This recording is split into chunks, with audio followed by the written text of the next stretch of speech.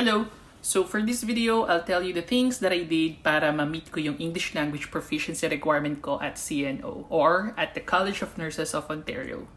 Heads up lang. So if you have an ongoing application at the College of Nurses of Ontario, be it for an RN application or for an RPN application or let's say for both disciplines yung in-applyan ninyo, then this video might help you to determine kung paano ninyo masisecure, kung paano ninyo mamimit yung English Language Proficiency requirement, especially if hindi nyo kinoconsider na mag-take ng IELTS or CELBAN. And also, gusto ko lang i-point out na one of the reasons kung bakit ko pinili ang CNO dahil mas lenient sila when it comes to meeting this specific requirement kasi hindi naman lingid sa kaalaman ng marami na mahirap naman talaga ang IELTS. Well, I had my fair share of, experience sa pag-take ng IELTS exam. I had my IELTS, or should I say, I took my IELTS in 2017, pero general training siya. So, mas madali versus academic, pero kahit GT lang siya, mahirap pa rin siya.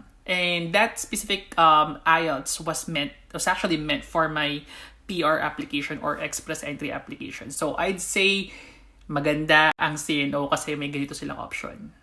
Let's proceed. So mabilis lang tong part na to kasi hindi ito yung pinaka-focus ng content ng video na to, pero let's say if you still would like to take IELTS or CELBAN, ito yung required scores na kailangan ninyong makuha.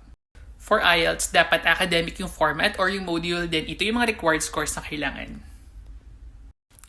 And ito naman yung for CELBAN.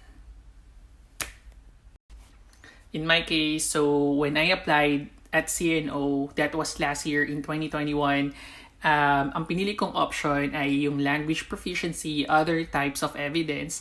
Ang ginawa ko, nag-send ako ng personal letter, then nag-send rin yung employer ko ng letter na nagsusupport sa claim ko na marunong at saka proficient ako sa paggamit ng language or ng English language in writing, speaking, listening, and reading. So, merong 4 na categories na kailangan nyo piliin kung ano yung applicable sa inyo.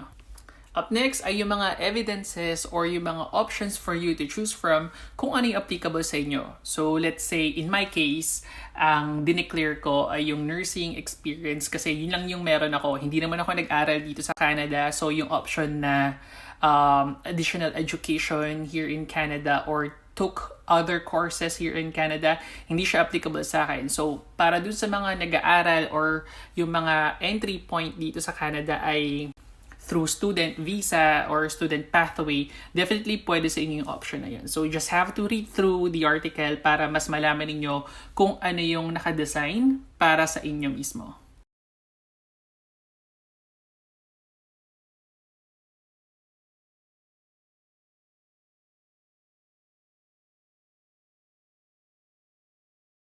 Sa bandang end part ng video, ipapakita ko yung actual ELP ko or yung English Language Proficiency letter na sinend ko sa CNO.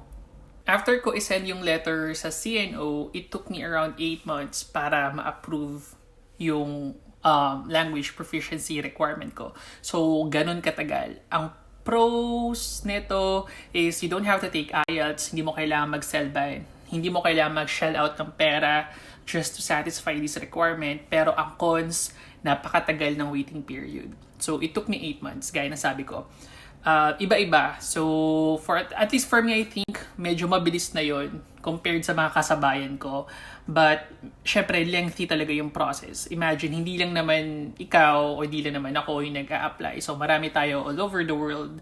I mean, mga international educated nurses na nag-a-apply sa college. Kaya, siguradong matatagalan. But, itong March 7, meron silang update and yun yung pag-uusapan natin.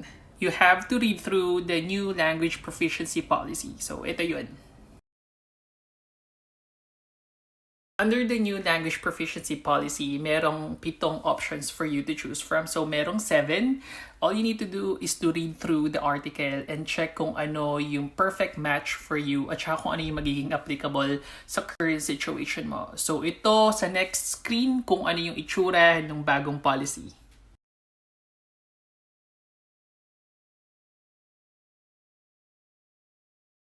Here's the image description per CNO.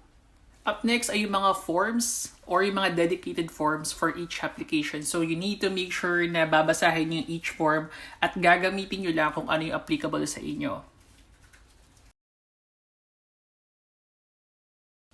Additional lang, so sa next screen, ipapakita ko kung saang website, kung ano yung website na nakatulong sa akin sa pag-form or pag-complete ng English language proficiency ko. Merong format doon na pwede nyong tignan at i-pattern rin yung sa inyo. So, syempre, according to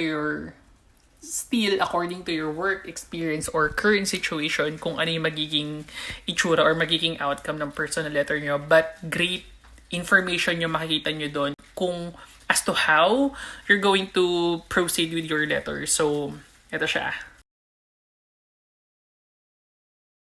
Ito naman yung personal letter ko. So, isa-share ko sa inyo yung listening part kasi walang masyadong information sa listening ko. I mean, walang personal or sensitive information sa listening. But here's my actual ELP. So, tingnan nyo na lang. Sa next screen, ipapakita ko sa inyo yung mga information like kung ano yung actual date ko sinend yung mga documents ko, kung saang email. Like yung actual email ko, screenshot ko na lang. Then yung feedback nila after few months. Not few. After 8 months. So, ito yun.